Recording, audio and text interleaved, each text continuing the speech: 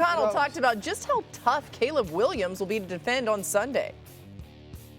You know, he's one of the more difficult quarterbacks in the league to get on the ground, even when you get to him. We've seen that firsthand.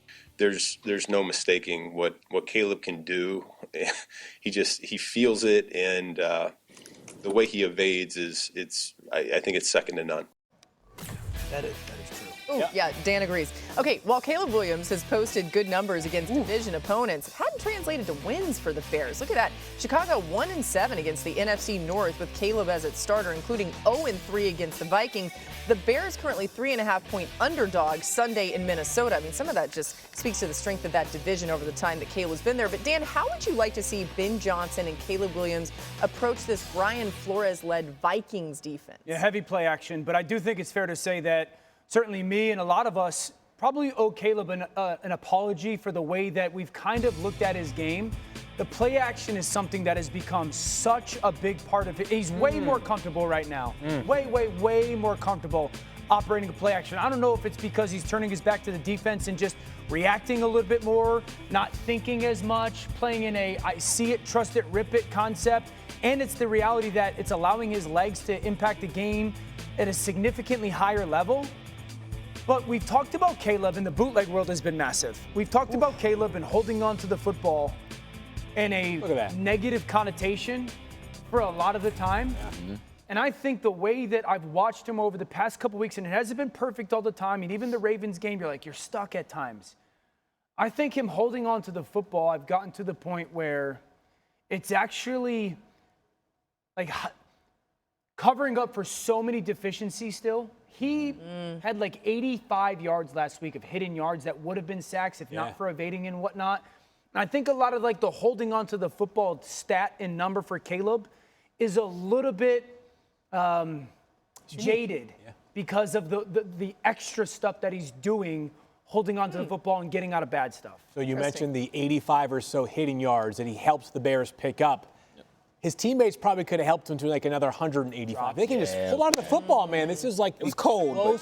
It's going to get colder in Chicago the rest of the way. I love it. I'm sorry. This is the close but no cigar. Well, at times no cigar offense, right? Like if he gets just a little bit more help. How about this? Last week there were 5 drop passes by the Chicago Bears team. That's why in that first half you're like, what's going on here?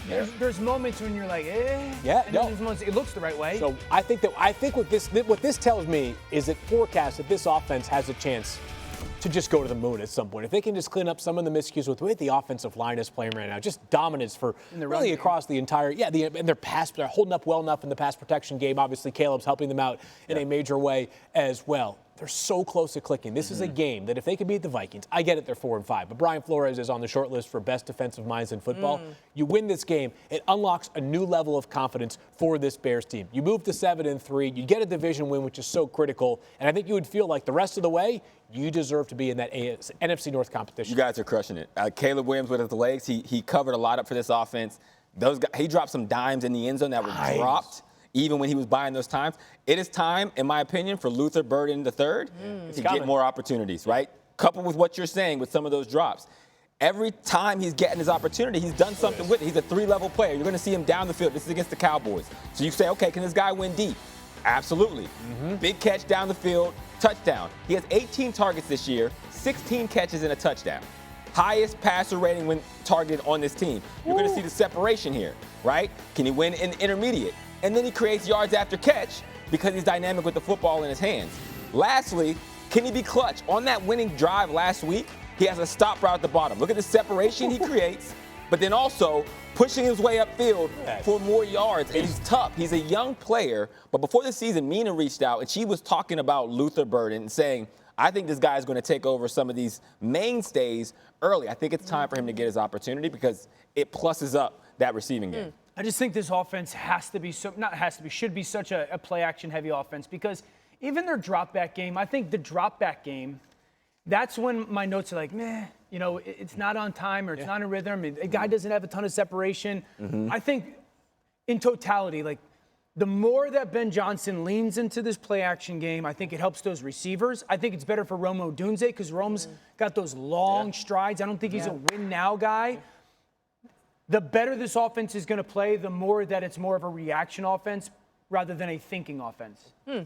That's interesting, and it makes sense, too, because Caleb's been so good on the first drives that have been scripted, too. Like, he doesn't have to think a whole lot. I realize you're saying I think it just promotes his, athleticism. I feel like he plays more reactionary in the play-action world. Okay, Chicago's seeking to win 7 of its first 10 games of a season for the first time since 2018. It's been a long time since that's happened. Big Sunday night matchup that we need to tell you about between the Eagles and the Lions, with Dan Campbell calling plays, which is relatively new, although he's been very involved in this offense. But Detroit used motion at the snap on a season-high 58% of the plays, used play action on a season-high 51% of the plays, and a season-high 23% of Jared Goff's dropbacks resulted in a play outside the pocket. Those numbers just show how effective it was and maybe a little aggressive, right?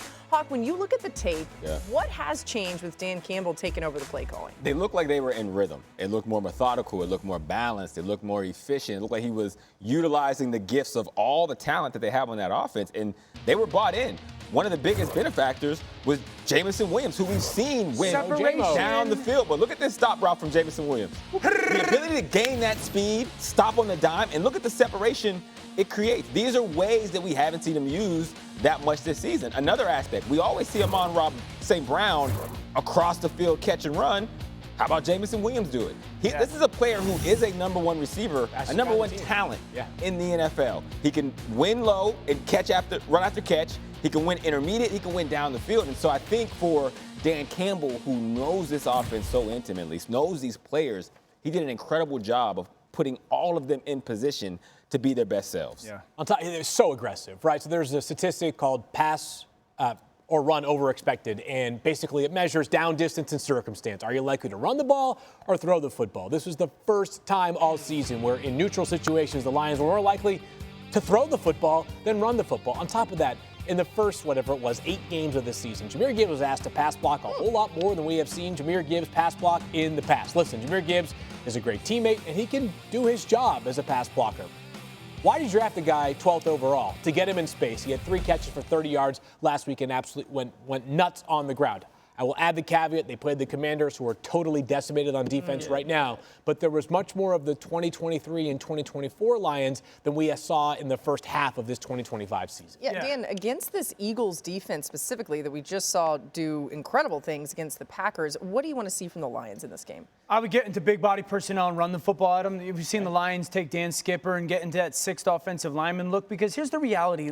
Philly wants to keep Cooper DeJean on the field. They just do. Yeah. So even with 6 offensive linemen, I think there's the chance that they can run, just like Washington would keep Sainristil on the field, run on him. I think the second thing is I would get into a lot of pony. You mentioned Gibbs as a pass protector. Well, this makes Montgomery the pass protector, and there's that Gibbs in space, and they can get to their traditional concepts. I would say, as much as I think Zach Bond and Nakobe Dean are great players, you got to cover Gibbs. You got to prove to me that you can cover Gibbs. You got to prove to me that you can cover Jahmyr in space over the course of that game, because the reality of this defense, you know, this is a match type of defense where they and I thought the Jamison Williams point was great, because if you watch the Green Bay game, Quignon plays really good. Yep. There's times when guys won against them. There wasn't many times last year where Quignon was getting beat one-on-one. There were times where Green Bay won. Yeah, there were some times. There were definitely. I think the 2 most important names in that game for Detroit offensively are Jamison Williams and Jahmyr Gibbs. Yep. You got to prove to me you can cover them, and I don't care who you're covering them with. And there was some money where their mouth was this past week, because they've been talking, really the entire offensive staff for the Lions has been talking about, we got to get more out of JMO. We extended this offseason for a reason. Dan Campbell really put that plan into action. Back-to-back good games now for Jamison Williams. Pretty fascinating that he said, you know what, I'm just going to take this over myself, and it's worked, at least in a smaller sample size.